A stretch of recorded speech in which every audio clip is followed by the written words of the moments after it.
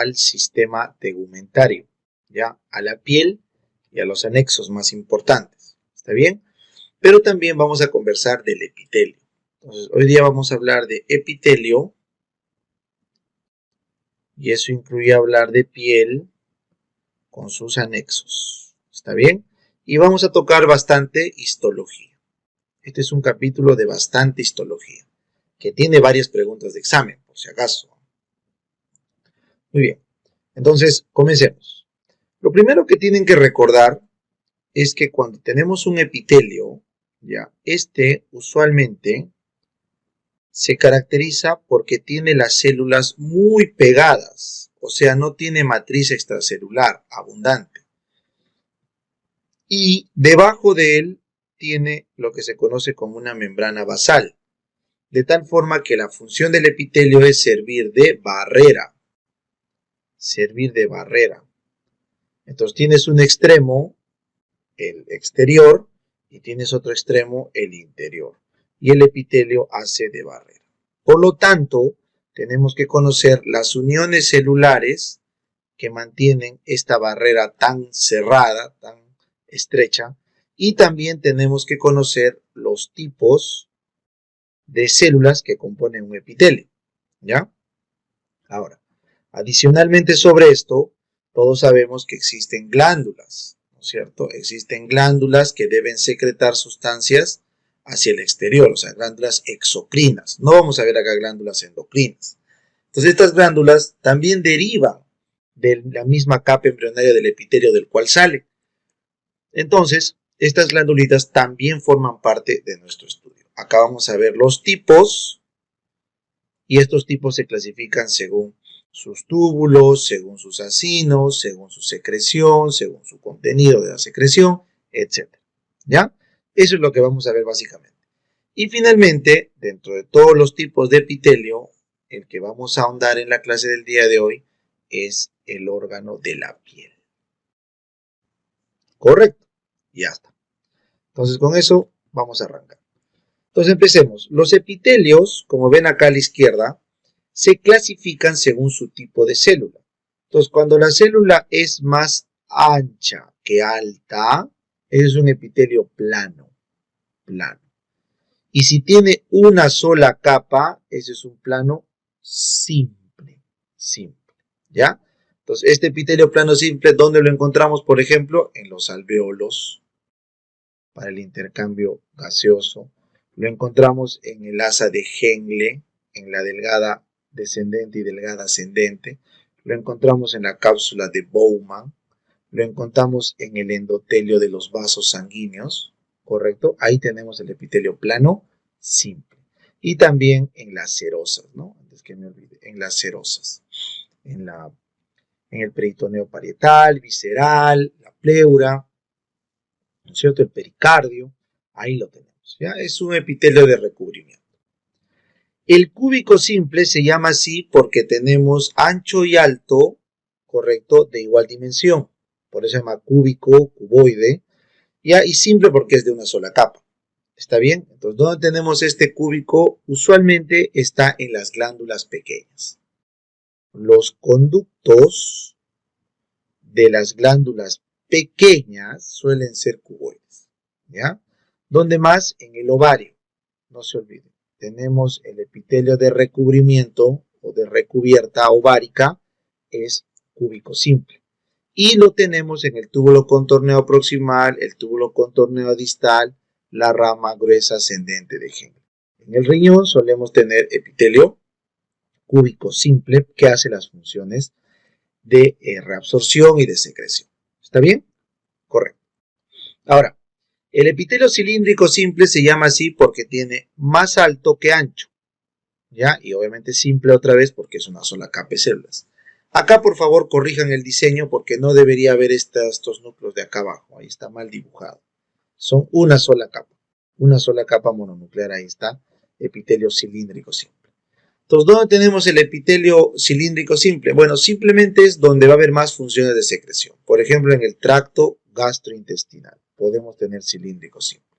Por ejemplo, en la parte de los bronquiolos. La parte final de los bronquiolos ya no tienen cilios, entonces ahí solamente es cilíndrico simple. ¿Ya? Muy bien. Y también el cilíndrico simple lo vamos a poder encontrar, por ejemplo, en el útero. En el útero, ustedes saben que es un epitelio cilíndrico simple secretor. En el útero. Y en algunos conductos de glándulas de mediano tamaño. ¿Ya? Muy bien. Ahora vamos acá. El pseudoestratificado se llama pseudoestratificado porque tiene una sola capa, pero parece que tuviera varias capas. O sea, todas las células contactan con la membrana basal, por eso es una sola capa, pero los núcleos están a diferente nivel, entonces parece varios niveles. Entonces, este pseudoestratificado clásico, lo encontramos en el aparato respiratorio. ¿Ya?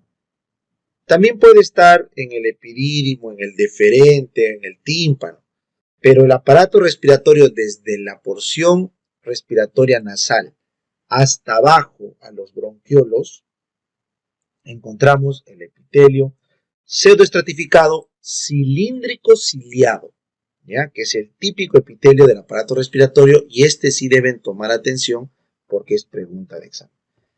La tráquea, los bronquios secundarios y algunos bronquiolos y la parte de la laringe y la parte respiratoria de la nariz tienen epitelio pseudoestratificado cilíndrico ciliado, ¿ya? Muy bien. Ahora, el epitelio estratificado es porque tiene varias capas, ¿correcto? Entonces, dependiendo del tipo de célula, será plano estratificado porque son varias capas planas.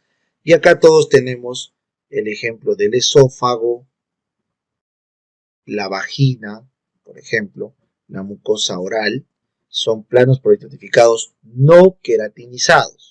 No lo olviden, no queratinizados, no tienen queratina. En cambio, la piel, ese sí es queratinizado. Tiene al final una capa de estrato córneo, que vamos a ver más adelante, que es la queratina.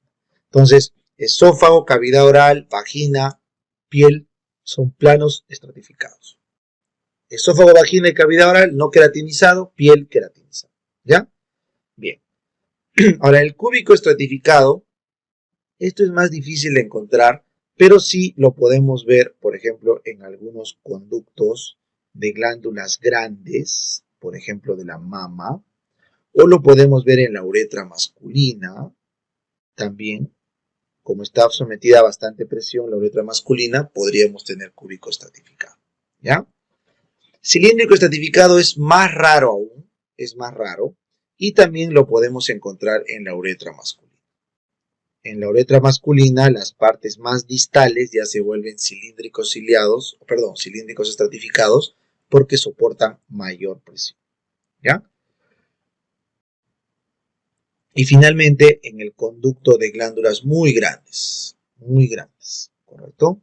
Por ejemplo, la parte distal en la parótida o la parte distal en algunos lados en el páncreas, pueden tener este epitelio, ¿ya? Y finalmente, este que también es otra pregunta de examen y es importante, es el epitelio de transición, el urotelio. El urotelio es un epitelio que cambia, que varía su forma acorde a las presiones. Cuando hay mucha presión se aplana, cuando hay poca presión se pone globoso, trunco.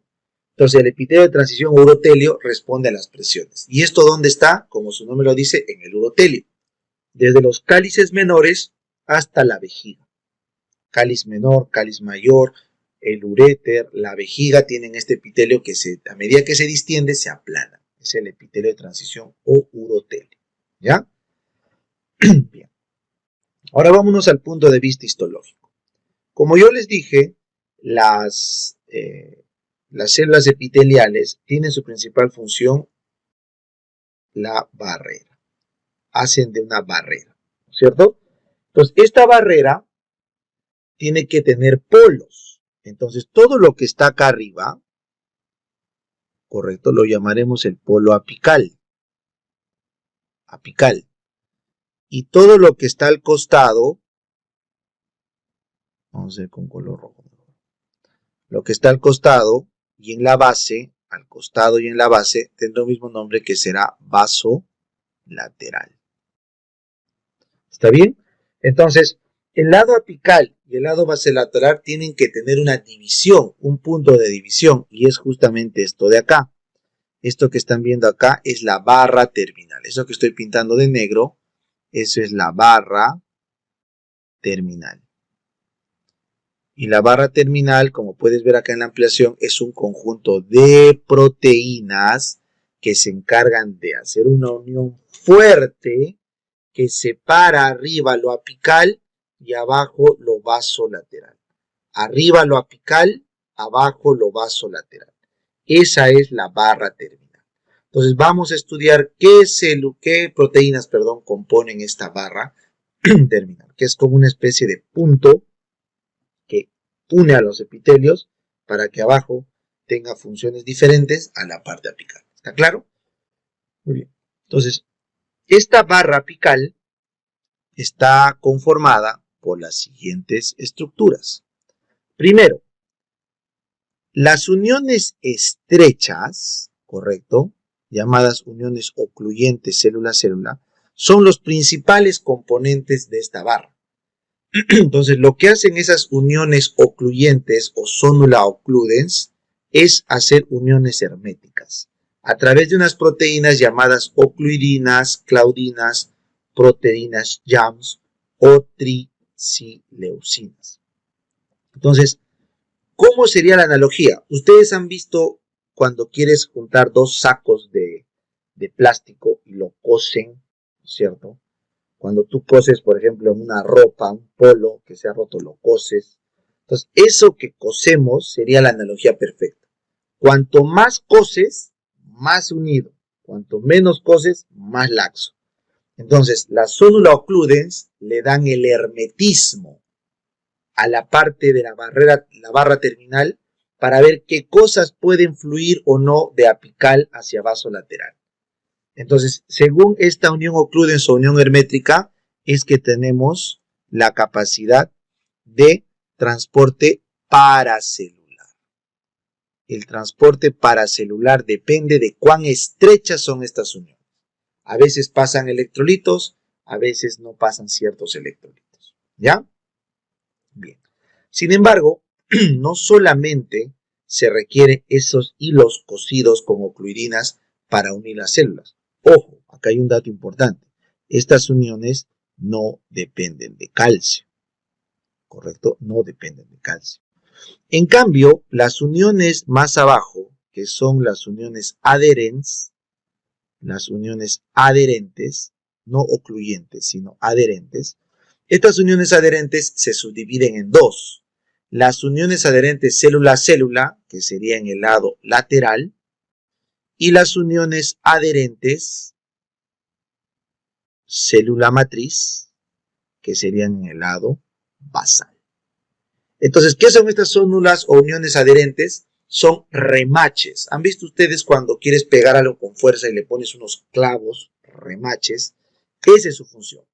No es ocluir, porque dejan espacios entre remache y remache. Su función es mantener fuerte la unión. No es ocluir, es unir.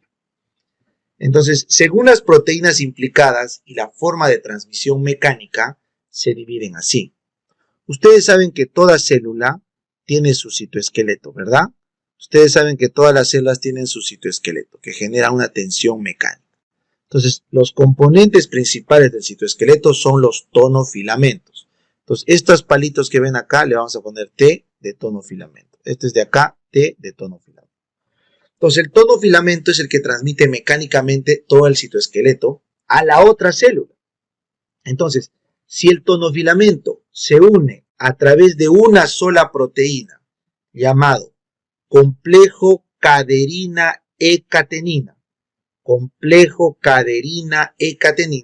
entonces el tonofilamento a través de este complejo, que es estas moléculas de acá, constituyen lo que es la sonula adherens. La sonula adherens viene a ser la unión del tonofilamento de cada célula vía un complejo caderina-E-catenina, una unión estrecha, ¿ya? Una unión adherente. Entonces, ¿cuál es el problema? Que esa unión genera cizallamiento, porque es la mecánica de una célula contra la mecánica de otra y una sola proteína de puente, y eso genera cizallamiento. ¿ya?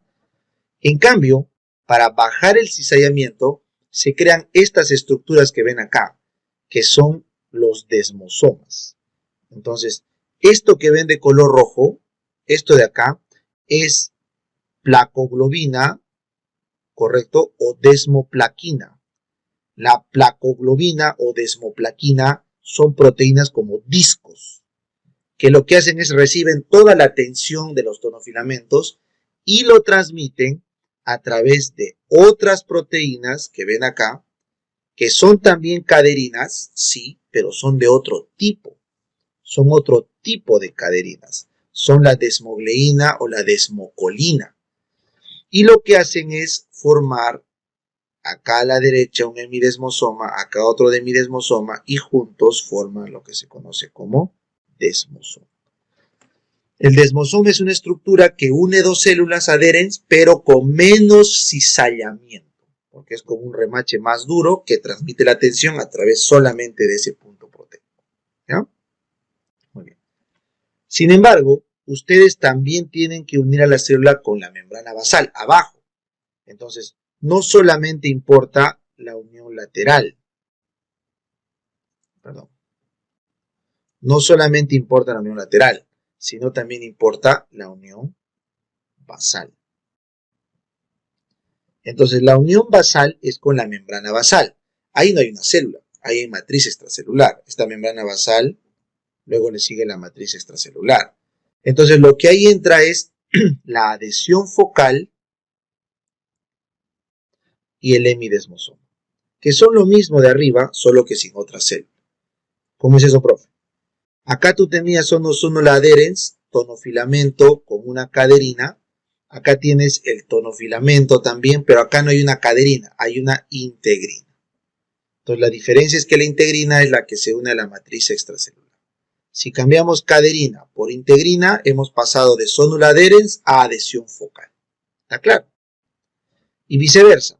Acá, el desmosoma, cuando tienes acá el tonofilamento, tienes acá la desmoplaquina, la pacoglobina, tienes el hemidesmosoma, pero al otro lado no hay otro hemidesmosoma, sino tienes la matriz y la membrana basal. Entonces acá se une a través de otras integrinas al colágeno 7, al colágeno 4 de la membrana basal. Y eso se llama hemidesmosoma. Entonces recuerden, sonul adherens entre célula a célula es el análogo a adhesión focal entre célula matriz. Y mácula adherens o desmosoma entre célula y célula es el análogo a hemidesmosoma entre célula y matriz. ¿Entendido? Bien. Finalmente, un tipo especial de conexión intracelular es la unión de hendidura o gap junction en inglés. La gap junction está formado por 6 conexinas, ¿ya? 6 conexinas que se juntan y forman un conexón. Y este conexón es un poro, es un hueco, una unión comunicante de célula a célula, donde la célula le pasa de un lado a otro electrolitos, sobre todo, cargas, y de esa forma se comunican. Eso es importante en el miocardio. Las células miocárdicas son importantes porque las conexinas y los conexones de las gap junctions son importantes en las células miocárdicas porque así se comunican. ¿Ya? Bien. Finalmente, terminemos con un poco de repaso de estas uniones entre célula y célula. Ojo, ojo, antes que se me olvide, estas caderinas que están viendo acá sí necesitan calcio para interactuar, por si acaso. Las caderinas sí necesitan calcio, mientras que las ocluidinas no. ¿Ya? Entonces, bueno, hablando de eso, esto que ven acá es una caderina de un lado, una caderina del otro lado, por ejemplo, puede ser unas 2 desmogleínas que se unen utilizando calcio. Esas bolitas oscuras son calcio. Entonces, ese es un tipo de unión homofílica. ¿Por qué homofílica? Porque es la misma proteína a cada lado de la célula. Luego acá tienes la superfamilia de las inmunoglobulinas. Acá tienes una inmunoglobulina en una célula, su fracción constante, su fracción variable, y acá tienes otra inmunoglobulina en otra célula, su fracción constante y su fracción variable. Juntos se unen, ¿correcto? Y tienes otra unión homofílica, perdón.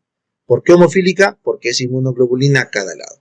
Estas uniones por inmunoglobulinas suelen ocurrir más en los procesos inflamatorios, ¿ya? En cambio, las caderinas son más en los procesos normales. Bueno, y acá tienes, por ejemplo, acá, esto que ven acá es una selectina a un lado celular, y al otro lado celular tienes un CAM, es una molécula de adhesión celular parecida a la mucina. Entonces, esta unión que están viendo acá es típica del rodamiento en la inflamación de los neutrófilos. Y esta unión que están viendo acá, como tienes un tipo al lado y otro tipo diferente al otro, eso se llama unión heterofílica.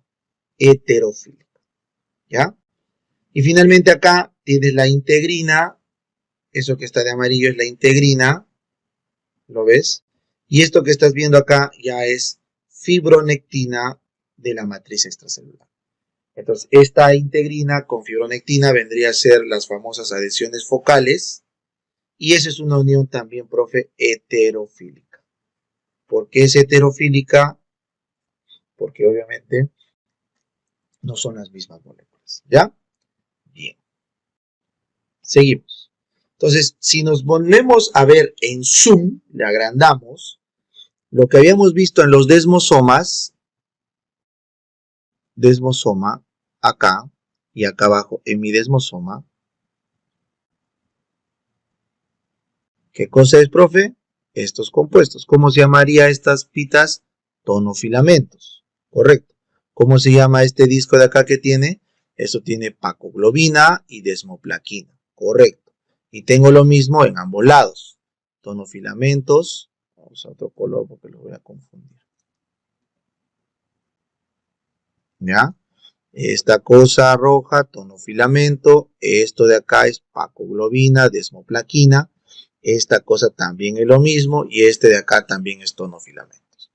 Entonces, cuando estos se unen, ¿a través de qué? De la desmogleína. Esto que están viendo de verde, esto de acá, ¿no es cierto? Esto de acá son caderinas del tipo desmogleína, ya calcio dependientes. Y de esa forma has configurado un desmosoma porque has juntado un hemidesmosoma acá con otro hemidesmosoma acá. Pero si solo tienes un hemidesmosoma acá y acá abajo ya es la membrana basal, que a través de las integrinas, estas proteínas que ven acá son las integrinas. Esas integrinas unes con la membrana basal, con el colágeno o la fibronectina, entonces esto ya no es un desmosoma, esto se llama hemidesmosoma. ¿Está claro? Entonces esa es la diferencia que les han preguntado en el examen de un desmosoma y un hemidesmosoma. ¿Bien? Correcto. Ahora vamos a conversar de las glándulas, ¿ya? Vamos a conversar de las glándulas. Entonces, ustedes tienen que saber que las glándulas se dividen, ¿ya? En glándulas exocrinas, porque liberan su contenido fuera del organismo, y glándulas endocrinas, porque liberan su contenido dentro de la sangre, ¿ya? Estas glándulas exocrinas se pueden clasificar de varios tipos, Por ejemplo, por sus ductos. Según sus ductos pueden ser simples, correcto, un solo ducto, o pueden ser compuestas, varios ductos, ¿ya? Pueden clasificarse según su porción secretora. Según su porción secretora, pueden ser tubular, o cuando la célula, la porción secretora es tubular, pues, o acinar, cuando hace una bolsita. Eso es por su forma o su porción secretora. ¿Ya? Muy bien. Ahora también se puede clasificar por el tipo de secreción. Por el tipo de secreción. Por ejemplo, me estoy quedando ya sin mucho espacio, pero no importa. Puede ser secreción mucinosa, secreción serosa o secreción mixta. Mucinosa, serosa o mixta. ¿Ya? Luego se pueden clasificar por la forma como liberan su secreción. Puede ser ecrina, cuando solamente la secreción sin ningún pedazo celular, puede ser apocrina, porque liberas un pedacito de la célula, o puede ser holocrina, porque liberas toda la célula, se va en la secreción, ¿ya? Entonces, esa es la forma como se clasifica. Muy bien. Ahora, adicionalmente, y esto es algo adicional, estos ductos pueden ser ramificados o no, ¿ya? Pueden ramificarse o no. Entonces, una glándula, por ejemplo, sudorípara, es de ducto simple, es tubular, según su porción secretora, es de secreción serosa y la forma de secreción es secrina. Entonces, solamente una glándula sudorípara tiene esa configuración.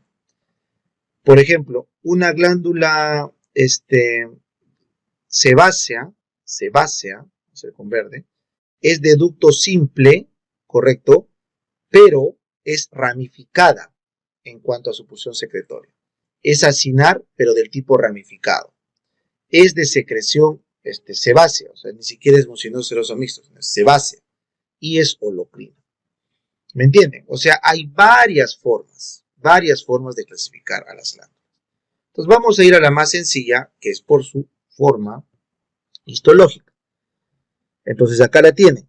Las glándulas tubulares, se llama tubular porque es básicamente una estructura larga, ahí está, tubular, y simple porque tiene un solo ducto, ¿correcto? Un solo ducto. Entonces el ejemplo acá son las glándulas sudoríparas. ¿Ya? Luego tienes una tubular simple pero enrollada. Bueno, vamos a corregir esto. Si me dicen enrollada, en la opción, esa es mejor clave. Las glándulas sudoríparas, la gran mayoría son enrolladas. Unas son simples, sí, pero la gran mayoría son enrolladas. Así que mejor ponemos acá. Y si te ponen una tubular simple así a secas, lo podemos encontrar en el tracto gastrointestinal. En el tracto gastrointestinal, sobre todo en el intestino delgado, ahí tenemos tubulares simples. ¿Ya? Muy bien. Una tubular simple porque tiene un solo ducto, pero ramificado porque tiene varias ramas secretoras. Esto lo encontramos en el estómago, en el epitelio gástrico. Las glándulas secretoras gástricas son del tipo ramificadas, ¿ya? Por si acaso. Muy bien. Luego tiene las acinosas. ¿Por qué se llama acinosa, profe? Porque esto parece una bolsita. Y simple porque solamente tiene un ducto. Entonces, estas acinosas simples la podemos encontrar también en el tracto gastrointestinal. También encontramos en el tracto gastrointestinal.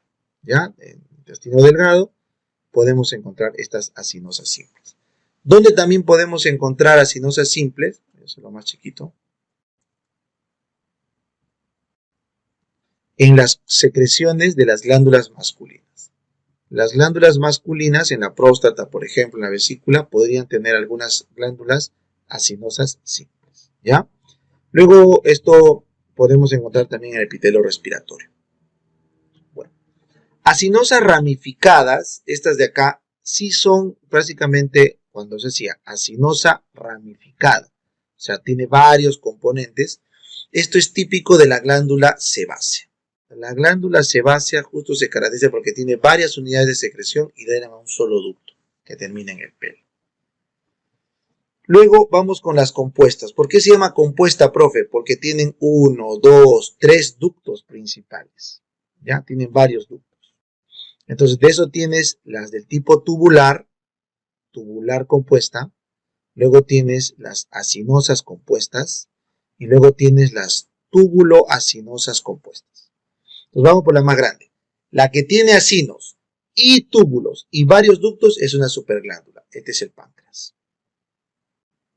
El páncreas. O también la glándula parótida. La parótida. En cambio, las acinosas compuestas se llaman así porque solo son acinares la porción secretora, no tubular. Acá está la mama. Las glándulas mamarias. ¿Ya? Y en las tubulares compuestas, acá tienes las glándulas masculinas. Las principales glándulas secretoras de la próstata, la vesícula, son tubulares compuestas. Entonces, de esa forma, tenemos la clasificación de las glándulas por su forma. Ahora, vénganse acá a la izquierda, vamos a ver por su forma no histológica, sino su forma de secretar. Pues les dije que las ecrinas, vamos a poner acá arriba, ecrina se llama así porque libera solo componentes, solo sustancias.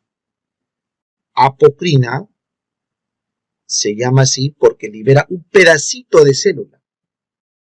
Y holocrina, como puedes ver acá, libera todo su contenido celular. Entonces, obviamente, el espesor será más espeso la secreción a medida que pasemos de crina, apocrina y holocrina. Y eso tú lo vas a notar. Las glándulas sudoríparas, el sudor es ecrino, por eso pasas tu mano por tu sudor y es agüita, con un poquito de solutos. Pero las glándulas apocrinas son las axilares. Entonces, cuando sudas, ves que el sudor de la axila es más viscoso que el sudor de la cara, porque esas apocrinas tienen otros componentes como por ejemplo feromonas, porque estas glándulas apocrinas responden a receptores sexuales, o sea, hormonas sexuales. En cambio, las ecrinas básicamente a receptor noradrenérgico, igual que las holocrinas. Y las sebáceas holocrinas, bueno, están pues en todas las zonas seborreicas, y te das cuenta pues que es grasa, ya es mucho más espeso. Muy bien, entonces hasta ahí hemos hecho todo el repaso de epitelio y de glándulas. Ahora toca conversar de la piel como órgano, ¿ya? Entonces vénganse acá. La piel, muchachos, está conformado por esta capa arriba que estoy pintando de azul, que es la epidermis, ¿ya? La epidermis.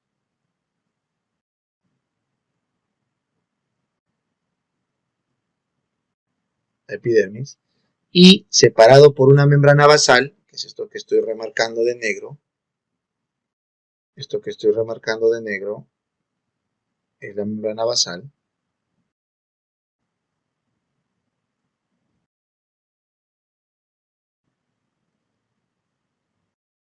Ahí está. Membrana basal. Y lo que estamos haciendo abajo, esto que está acá abajo, es la dermis. La dermis. Entonces, ¿cuál es la diferencia básicamente entre la epidermis y la dermis? La epidermis viene del ectodermo. La dermis viene del mesodermo. La epidermis es un epitelio plano, poliestratificado, queratinizado, compactado. Mientras que la dermis es laxa, es tejido conectivo, con muchas células inflamatorias, fibroblastos, colágeno y más laxo, tiene alta matriz extracelular. Ahora, la dermis se subdivide. La parte de arriba, correcto, esta en parte más o menos de acá, esta de acá, es la dermis papilar, porque tiene las papilas que se venden a la epidermis. Y toda la parte de abajo es la dermis reticular, donde están los haces de colágeno con los vasos sanguíneos. ¿Ya? Entonces, esa también es una subdivisión de la dermis. Mientras que la epidermis, que ven arriba, se divide por capas. ¿Se acuerdan? La capa basal, estrato espinoso, estrato granuloso, estrato lúcido y estrato córneo. ¿Ya? Entonces, repasemos cada uno de ellos. La capa basal está compuesta por células progenitoras madre que repitelizan cada 28 días toda la piel, ¿cierto? Y la capa basal se divide para formar los queratinocitos. La capa espinosa ya son los queratinocitos que están madurando y se llama espinosa porque tiene uniones tipo desmosomas, bastantes, y por eso parece espinoso. Es tejido estrato espinoso. Pero el queratinocito, su función es almacenar queratina. Y viene la tercera capa, que es la capa granulosa. Se llama granulosa porque se ven los gránulos de queratohialina, como puedes ver acá. Estas bolitas adentro son los gránulos de queratohialina, que es la queratina que utilizamos como aislante. El siguiente estrato es el lúcido. Este estrato lúcido solo se encuentra en palmas y plantas, así que es una transición hacia el último estrato, que es el que caracteriza la piel, que es el estrato córneo. El estrato córneo se llama así porque está formado por corneocitos. ¿Y qué es un corneocito? Es un queratinocito que ha muerto producto de almacenar tanta queratina, de tal forma que ya pierde el núcleo, muere y solo queda una célula plana, llenecita de queratina, que está tapizando y que se va a esfacelar al término de algunos días. De tal forma que contando desde que se empezó a reproducir hasta que se libera, pasan 28 días. horas. Es el periodo de recambio del epitelio de la piel. ¿Ya? Esta queratina es básicamente un compuesto lipoproteico que lo que hace es aislarnos para no perder calor, para no perder humedad, para que nos proteja de agentes externos, etc. Entonces la queratina nos protege, es un aislante químico que tenemos. ¿Ya? Muy bien. En cambio, adentro en la dermis, como tú puedes ver, voy a hacer un zoom. Adentro en la dermis encontramos las glándulas sudoríparas, las glándulas sebáceas, encontramos las terminales nerviosas, que eso vamos a ver en neurología, por ejemplo, terminación nerviosa libre para dolor, temperatura, Krauss y Ruffini para tacto profundo, discos de Merkel, Meissner para tacto fino, Pacini para vibración, posición, etc. Encontramos bastante tejido conectivo, matriz extracelular, colágeno, fibronectina, fibroblastos, linfocitos, tejido inflamatorio, ¿ya? O sea, para inflamación. Y encontramos los vasos sanguíneos. Recuerden, la epidermis no tiene vasos ni nervios, los vasos están en la dermis. Pero estos vasos sanguíneos, en ciertas zonas, como en los pulpejos de los dedos, en la mano, tienen unas asas, que es el aparato glómico. El aparato glómico sirve para regular la temperatura, para ponernos rojitos cuando hay calor y pálidos cuando hay frío. Es el aparato glómico. ¿Ya? No es para nutrición, es para termorregulación. Pero por otro lado tenemos los vasitos que están nutriendo a la dermis y por consiguiente a la epidermis. ¿Ya?